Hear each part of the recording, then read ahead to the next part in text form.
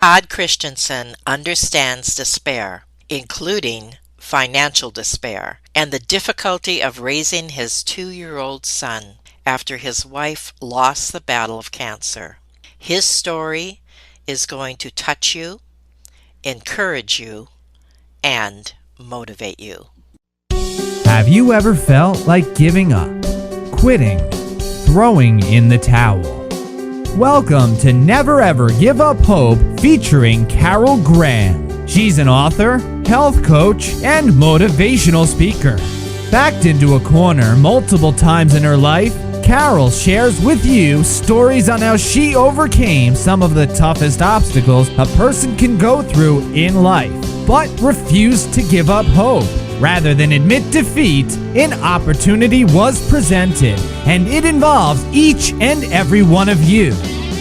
Carol will feature spectacular guests who will share their messages of hope, encouragement, and their inspiration to prove why life's adversities only make you stronger. And now, welcoming the host of the show, here's Carol Graham. Todd Christianson is an author, podcaster, speaker, accredited financial counselor, certified HUD housing counselor, and education manager at MoneyFit by DRS. Todd has facilitated thousands of personal finance workshops and one-on-one counseling sessions since 2004, helping consumers of all backgrounds, all income levels, regain control of their finances, get out of debt, rebuild their credit, and create a brighter financial future. He published Everyday Money for Everyday People in 2014 and 50 Plus on Fire in 2021. This is something that everybody needs to hear, and I thank you, Todd, for being on Never Ever Give Up Hope. Thanks, Carol. It is good to be with you. I appreciate it. All right, let's just jump right in. First of all, with your story, and I'll read what you sent me here as an intro. I maxed out my first card in less than 36 hours and was in credit card debt for nearly a decade before making changes. Now, I'm an award-winning author and creator of personal finance resources. Wow. Funny how we sometimes end up in a field that in our younger years frustrated us or at least intrigued us by its what seemed impossible, the impossibilities. But yes, I was not so great with money in my younger years. I grew up in a family who was well off. My dad's was a retired optometrist and youngest of 8 kids. Never lacked. And I learned how to budget through a scouting merit badge, I think it was. And so when I went off to college, this was in the early to mid 80s. It was, my parents didn't know it, but it was the onset of the credit card. I almost call it an assault on college students on campus. You'd walk down the first week of school, you'd walk down the quad, and there would be tables set up or in the student union building, and they would be trying to throw free things at you, a free t-shirt, free hats, free Frisbees, Nerf footballs, whatever it was, just to get you to sign up for a credit card. And it was, hey, you don't have to use it. Of course, wink, wink, nudge, nudge.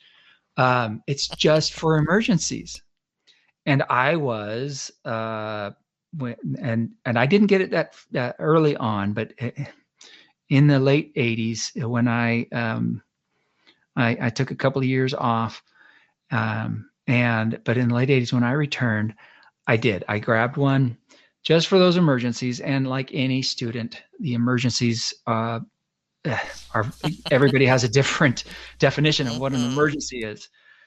But I just had to be, I just wanted to be a professional musician, and I bought a professional grade keyboard and monitors, maxed out that card the day after I got it. Wow.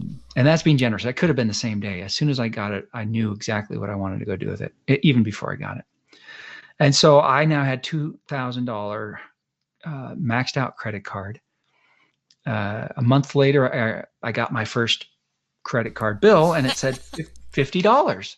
And I thought, oh, this is great. I can have for $50, I get a professional grade keyboard. And I sent off the $50, a check. This was before the internet, really. Right. And I called my credit union about a week later and confirmed that the check had been cashed. And I thought, okay, I'll go buy some groceries now with that card. And I tried to buy like $20 worth of groceries, and it was declined. And I was so irate. I thought they cashed my check, and now they're going to try and not let me use it again. I called them, and they said, well, Mr. Christensen, college student hearing. No kidding. Mr. What did I do? And it feels a little condescending, and it was okay. Of that $50, about $45 of it was just for interest. I feel this is a learning moment.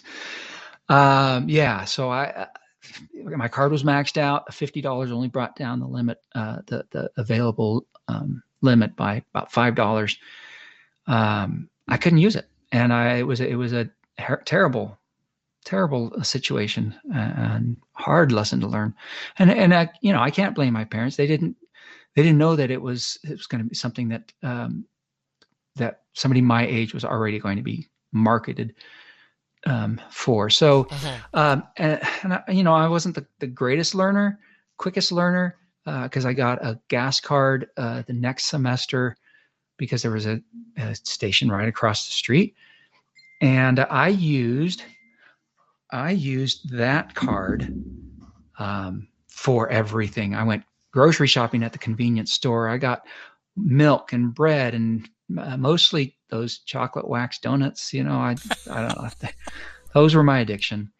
And I took that card way above its limit within about 2 months. And within, I think, about 3 months, it was at about 60% over the limit because of all the extra fees that I was getting charged. So you didn't learn your lesson very quickly. No, that was it though. That was it. I didn't use those cards again, but they stuck around.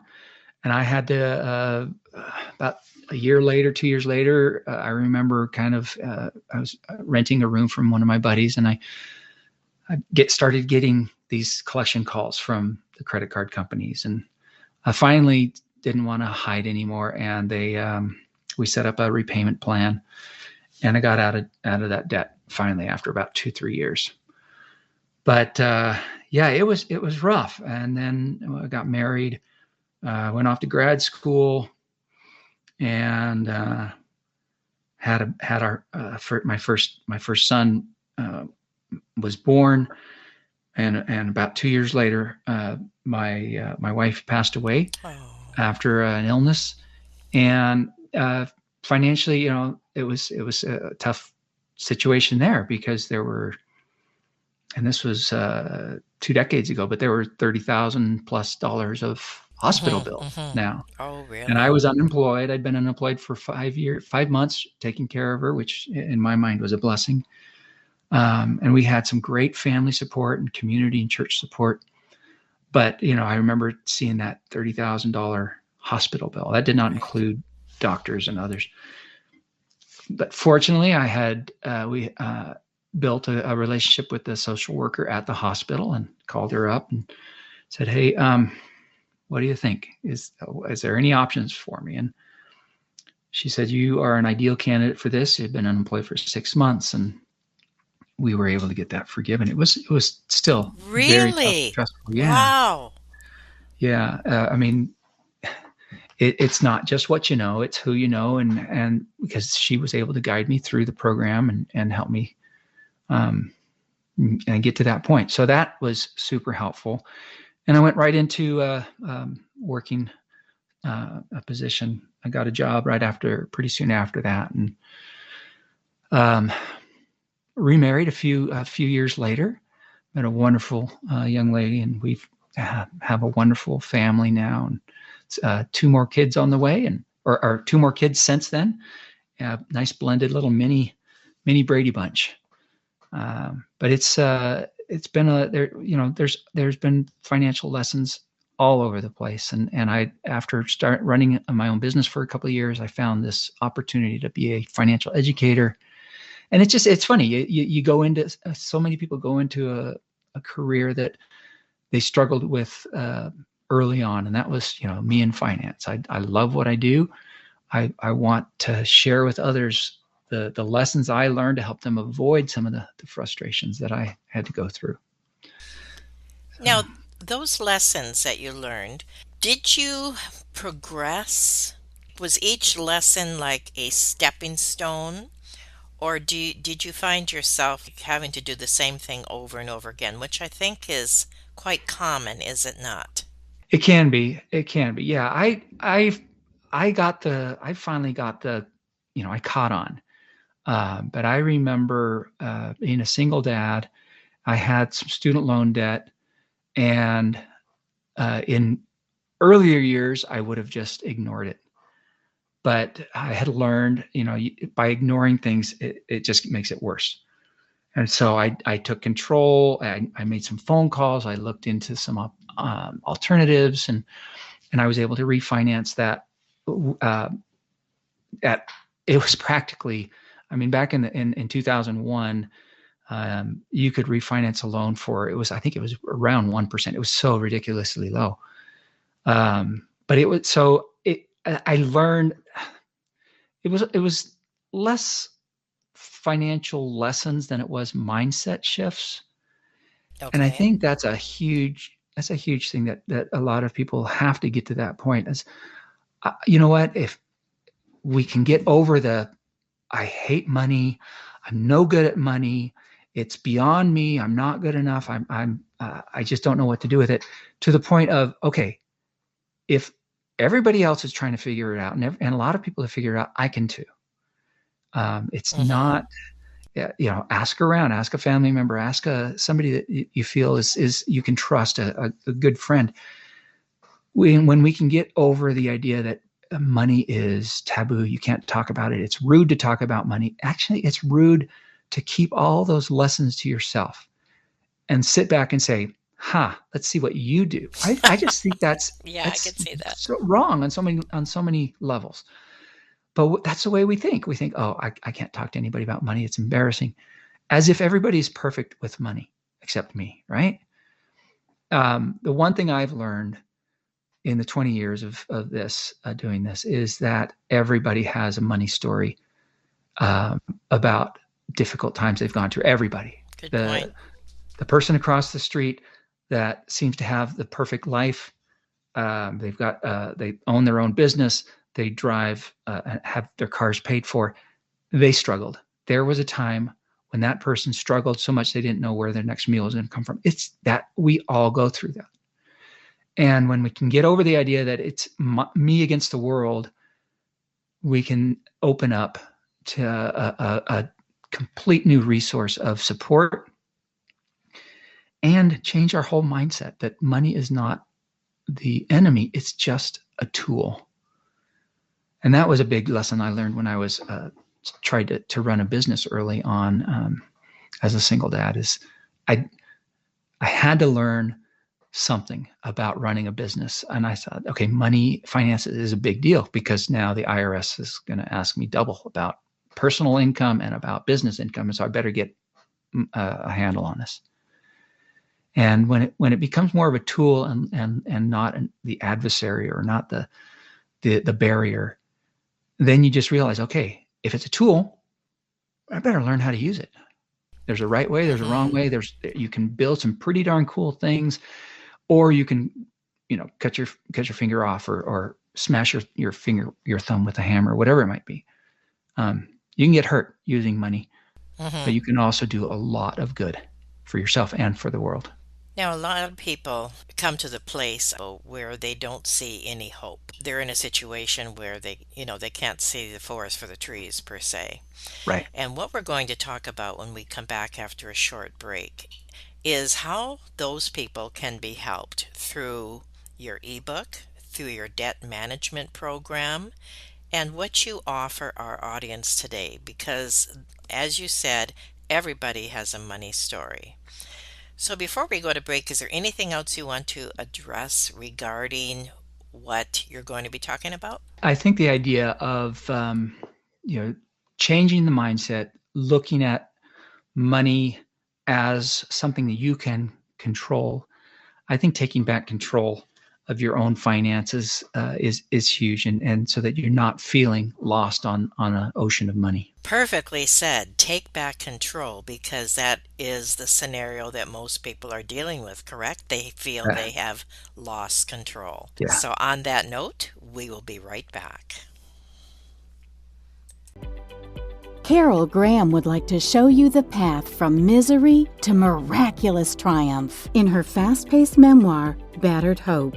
She relates her determination to succeed as someone who experienced one horrendous nightmare after another: gang raped and left for dead, loss of a child, husband falsely imprisoned, and cancer.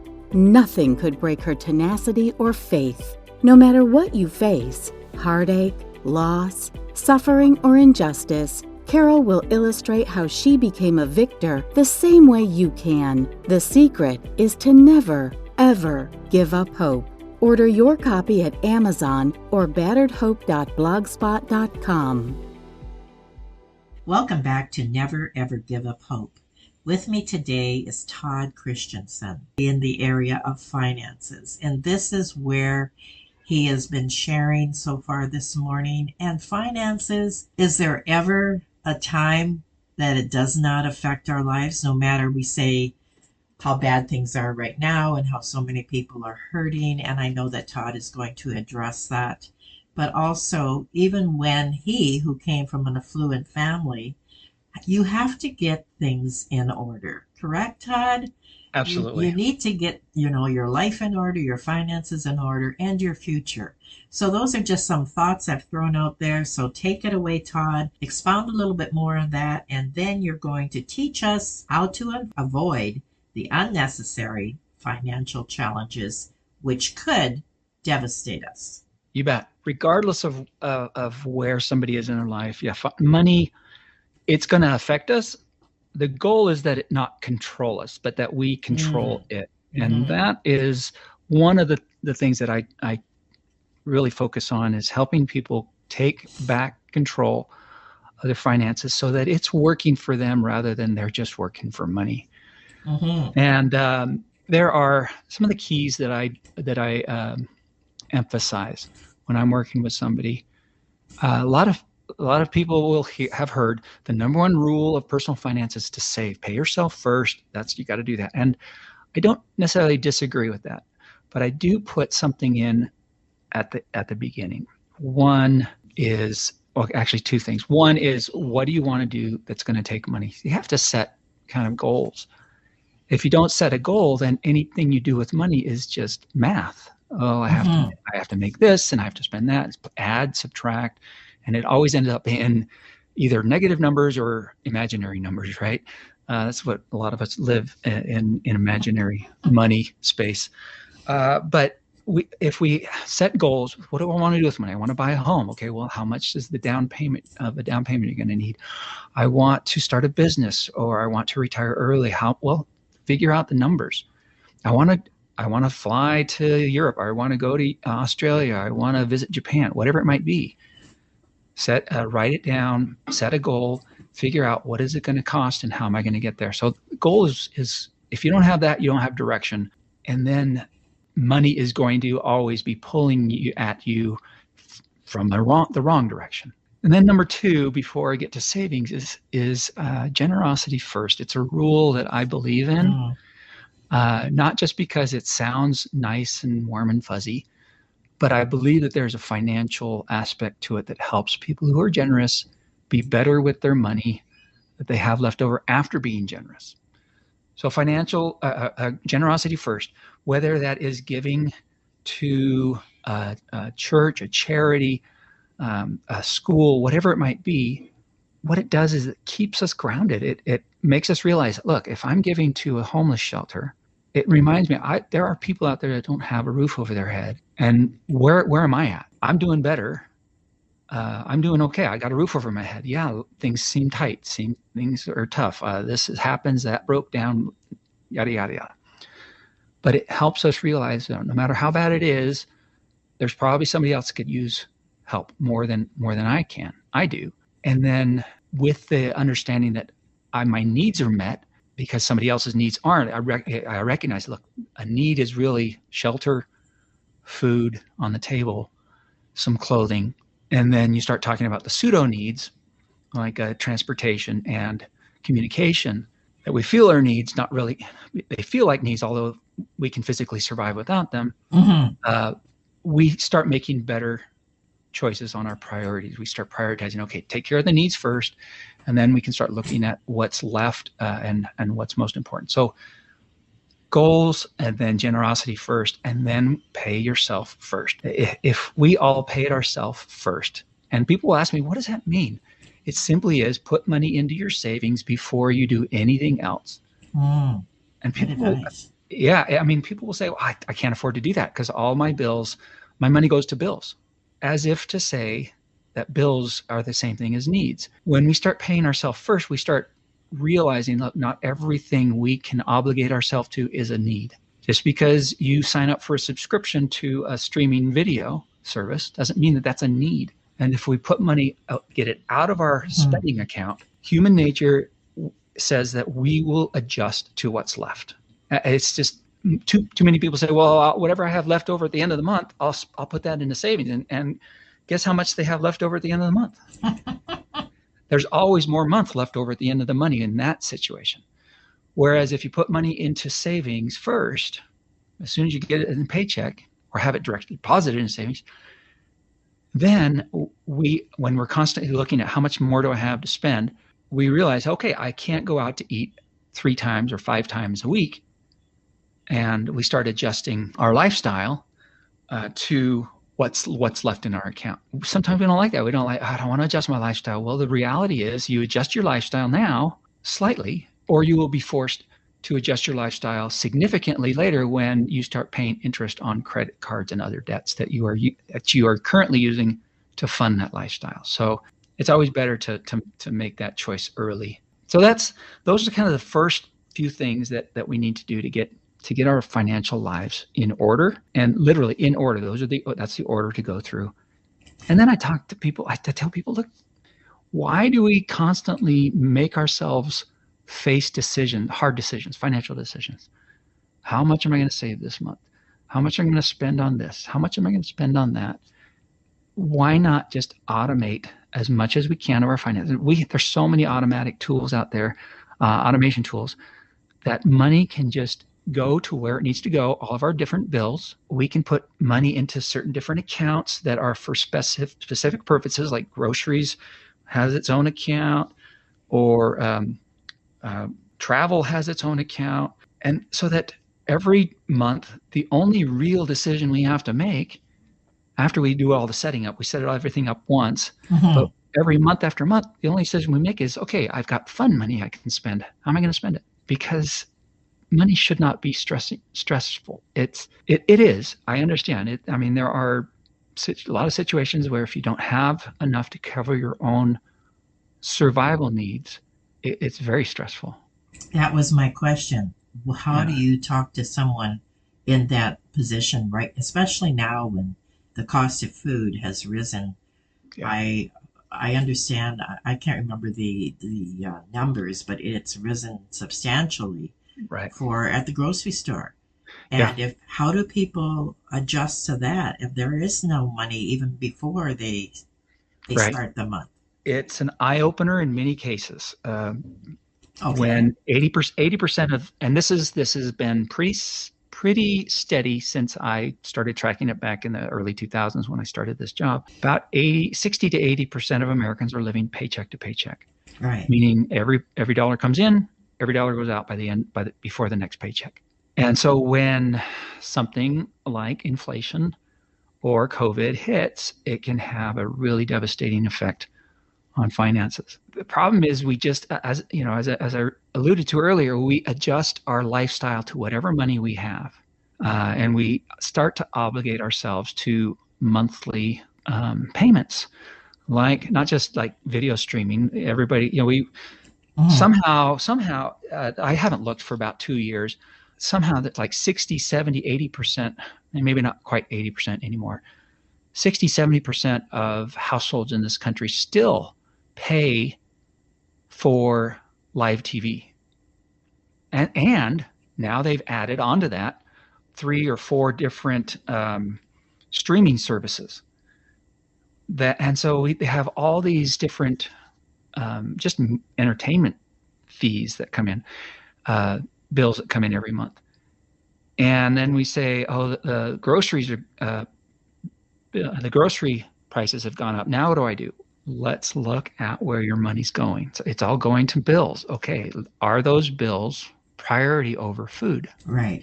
And it seems like it shouldn't be that tough of a conversation, but it is because of and I can't remember the name of the law, but once we habituate ourselves to a certain lifestyle, it's so difficult to move to lower any kind of yes. lifestyle. Yes. And so that's where we have to talk about, okay, let's revisit priorities. Which are the most important, and make sure that if your priorities are met, you can be quite satisfied in life. There's studies after study over the last few years have been coming out about, can money buy you happiness? It actually, there's a correlation that up to a certain amount, and it's somewhere in the neighborhood, just a little above the average median area income, whatever everybody else in your area is making. If you're making just a little more than them, up to that point, it makes you happier. If you're anywhere, you get more money. If you're 50% of the area median income and you make more money, you're going to be happier. And you make more money, you're going to be happier. And each year you're making more money. But if once you hit that just a little above the area median income, and you start making making more money, it does not bring you any more joy or much more satisfaction. A little more stability, but you don't find, it doesn't increase your sense of happiness. So is this what you're talking about when you mentioned your debt management program? Like, do you lay this out through coaching or through your website or through your book? Tell us about that. Okay. Yes, all of the above. So debt management is a third-party program to help people who need that accountability with a third party to help them pay off their debts. I work with people. I try to get them to use a first party, do-it-yourself kind of repayment plan. Set a plan, a spending plan or a budget, and start putting extra money toward your debts. You make minimum payments to every single debt except one, and you focus on one. And which one you focus on depends on your goals. A lot of people talk about this, what's called the snowball. Have you ever heard of the snowball, No. Carol? Snowball is where you make minimum payments to everything except the smallest balance, and you make the extra payments to that, and you pay it off quickly. And the idea is, hey, I just paid one off. Now I have a little more motivation to continue. Okay. And so they say, okay, then snowball to the next one. Move that payment that you were just paying to that first place. Now that makes sense. Focus on the next smallest one and pay that one off. And that's a great way to get started. I totally agree with that. I don't think it's necessarily a good idea to stick with that after you pay off 1 or 2 accounts and you have the motivation to move forward. Move to one of 2 other options, what's called the avalanche, which is to pay your focus on the highest interest rate first, because you're going to save yourself time and money. You're going to get out of debt sooner. You're going to pay less interest over time. It may not be a lot, but it might save you only 1 or 2 months. But if your monthly bills, your debt bills are $400, $500, 1 or 2 months could be over $1,000. So the avalanche, that helps you save money and time.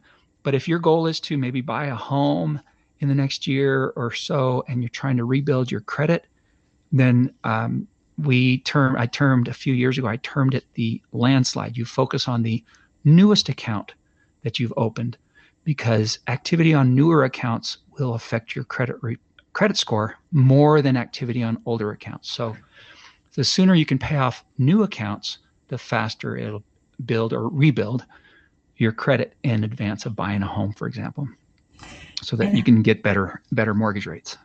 And how does somebody avoid the temptation? Let's say they paid off a credit card and now that money is sitting there available. Yes. Should they cut that credit card? How do they avoid the temptation? Yeah, no, that's a great question. This study I remember seeing back in the 2000s, I think it may not have been, but I for some reason I think it was an American Express study, showed that if you pay off credit cards with a credit card debt with another credit card or with a home equity line of credit, a balance transfer of some sort, within a year or so, 70% of consumers not only have that balance that was transferred, but they've run up those old credit cards back to their original balances. And so it is a real temptation, a real issue. I'm just going to use it for this one thing. And pretty soon we're using it just the way we used to. And now we have double the debt. Mm-hmm. So yeah, cut it up. I don't have a problem with that. If you close the account, it may negatively affect your credit, but I'm not one to say build credit for credit's sake. If your goal is to pay off debt, then close out those other accounts. Your credit may go down a bit, but as you make monthly payments on time and pay down your debts, it's gonna rebound. So yeah, cut up the debts, cut up the cards, get rid of them, take them off your online accounts, your Amazon account, and other places that you just have to click to buy something that can make. Here, this is kind of goes contrary to the way we think about life, but I say make money, your access to money, as inconvenient as possible. That's good. It really, because if all you have to do is click a button to buy something, you're going to buy more. Great for a business if you're a business owner, but for consumers, make it take the account, the credit card off of that auto purchase option, where all they have that one click. Get a bank or credit union for savings that is not tied to where you have your checking account, so that and don't tie them. Don't get an ATM card. Don't tie them together so you can electronically transfer back and forth. I have when I was living in Boise, I found one they only had one branch in the valley, and they didn't have a drive-through, and it didn't have evening or weekend hours. And so to go get money, I could send it there. I would send it automatically or as through bill pay, but to withdraw it, I literally had to go drive there during the day, take a little time off work. I had to get out of my car. It's just so inconvenient. I had to walk I think I paced it off. It was 100 yards into the credit union and withdraw the money. And so I left it there. I was using it at the time for saving money to buy Christmas gifts and birthday gifts for my wife, because otherwise she sees where all the money goes. I wanted to have some sort of surprise there. So make it inconvenient to access your money or to spend it. Mm-hmm. Yeah. And then, so debt management is a third-party program where if you've tried the snowball or the landslide or the avalanche and it's not working, a third-party consumer credit counseling agency like ours, we work with the creditors to lower interest rates, typically down in the single digits, 2%, 5%, 8%. You make one monthly payment. So you have all these credit cards, collection accounts, medical debts, payday loans, whatever they might be. We just don't work with home loans or car loans. And you make one payment to the credit counseling agency, and we then disperse it to all your creditors until they're paid off. And it's typically 3 to 5 years. Can't go past 5 years, but it's a 3 to 5 year program typically. No prepayment penalty. There are some fees, but they're capped by every state. Mm-hmm. And they're very reasonable, so that even with those fees, your monthly payment is typically, because of the lower interest rates, much less than what you're dealing with now. So especially anybody who's dealing with credit card interests in the upper teens or 20%. I've seen 30. I've seen one credit card that had a default or a penalty rate in the 60% APR rate. Yeah, right. This sort of a program can really be a lifesaver to help them help the consumer get out of debt. And during those 3 to 5 years, those accounts are closed, so they can't use them anymore. And there's kind of a forced discipline to live without credit while they're on the program, so that when they're off, recidivism rate can be much lower. Discipline can be a real negative word to a lot of people, right? Self-discipline. Yeah, if you nobody wants to be disciplined by anybody else, but self-discipline is crucial to financial stability and wealth. I have one presentation that I do on Who Wants to Live Like a Millionaire, it's called. And it's a lot of myth busting, because we think of millionaire lifestyle. It's great for teenagers and young adults especially, but even older adults. But we think of millionaire lifestyle, we think of the cars and the homes and the travel. And the reality is that most millionaires, 95, 98% of millionaires, that's not what their lifestyle looks like. There is the 1% that we see on TV, the actors and the athletes and the musicians, but they get paid to be seen, because if they're not seen, they don't sell. Good point. But they make up less than, I think it's about 2% of 1% to 1,000. Right. Or to 10,000. Everybody else, you do have the doctors and the attorneys and the business owners. But a great book came out back in the late 90s called Millionaire Next Door. And it really shed light on what the lifestyle of most millionaires are like.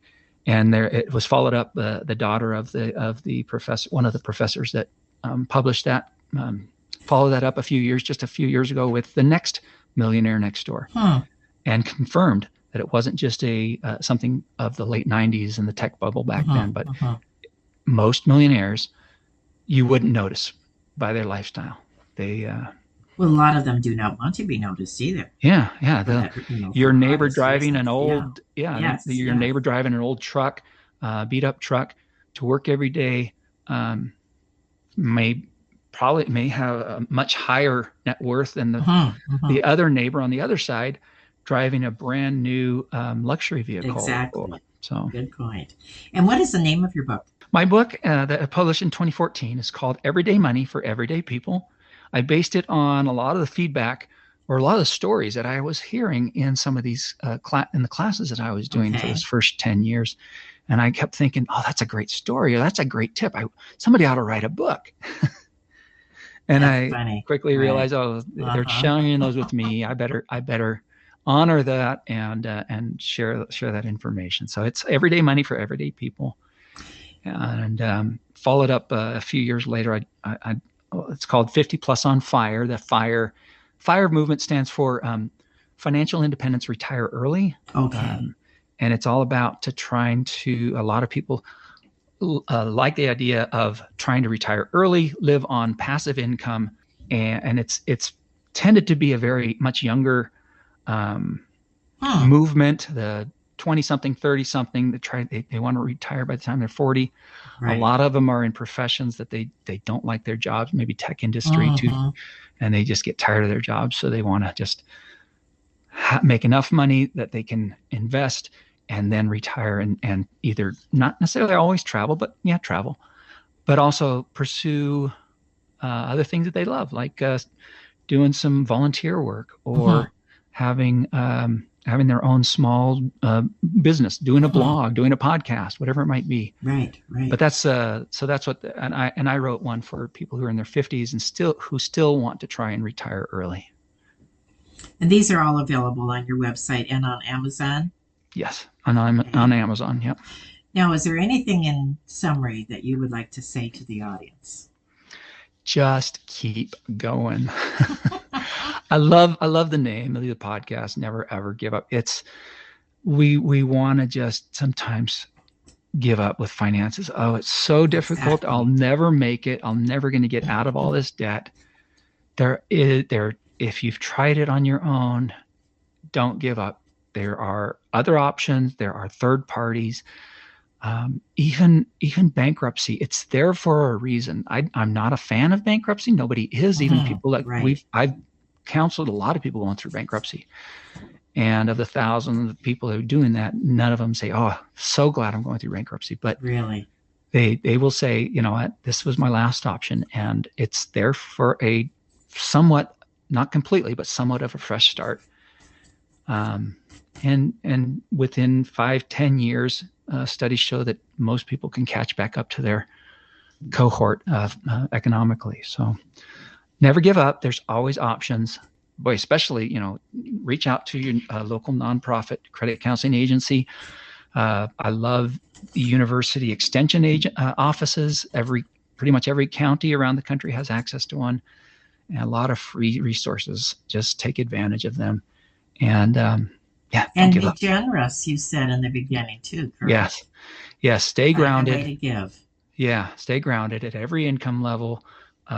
You can, even if you don't have money to give, you can always give support. You can always give time, ideas. When we give, it attracts people, and we build a powerful network that supports us in our own goals. Well, this has been very enlightening, and I'm sure that those who are listening will want to listen twice and to go to your website and to connect with you, because this is a subject that bears repeating over and over and over and over, as I'm sure you are fully aware of what you've been doing all these years. But people are always looking for ways, if they are open to receiving the information that you have available to them, they're looking for ways to improve in this area. Absolutely. Nobody wants to be ridden with debt. Right. And I do invite anybody, feel free, please reach out to me. I tell people all the time, use me, you can't abuse me. That's what we're here for. That's right. It's I'm not. And you've been there, done that, right? I've been there, done that. Is absolutely right. All right. Well, thank you again. I appreciate what you have shared with us today, and I appreciate you being on Never Ever Give Up Hope. My pleasure. Thank you for listening to Never Ever Give Up Hope, featuring Carol Graham. Did you know that most people succeed because they are determined to? Quitting was never an option. Carol loves your comments and will respond to each one. So please subscribe and review this podcast. A rating of 5 stars would be outstanding and appreciated. Remember, if you are still here, there is always hope.